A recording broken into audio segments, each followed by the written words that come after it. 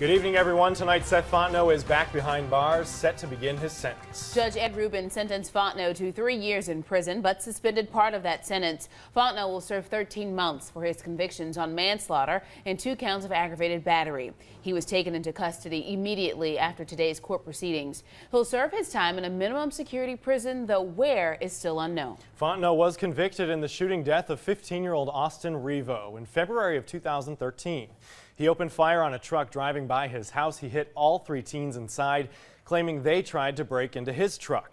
Rivault was pronounced dead at the hospital. The other 2 teens survived. In court today, 2 families on 2 different sides talking about how this case has changed their lives forever. Our Micah Hatfield was in court today. She has our top story.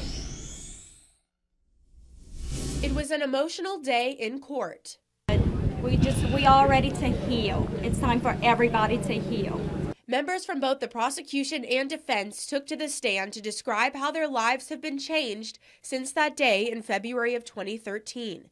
The prosecution called 9 people to the stand, ranging from Austin Rivault's immediate family to his school counselor, talking about the impact Austin's death had on St. Thomas More and the hole his absence will forever leave in his family.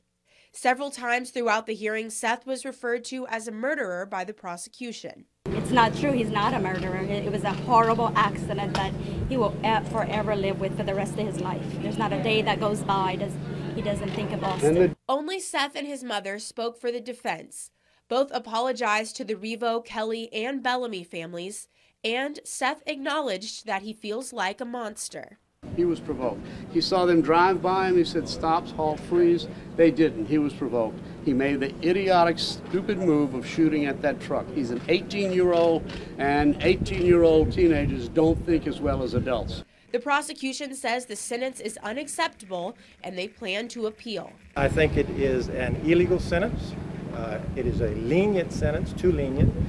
And that's what the law says, I think, and therefore I'm going to pursue a little bit further with the Court of Appeals and see what happens. I think an injustice was done, and it needs to be corrected. In Lafayette, Micah Hatfield, KETC, TV3. As Micah mentioned, Austin Rivault's family took to the stand in court today, tearfully pleading for the maximum of 40 years in prison. And in addition to those who testified in court today, 2 women who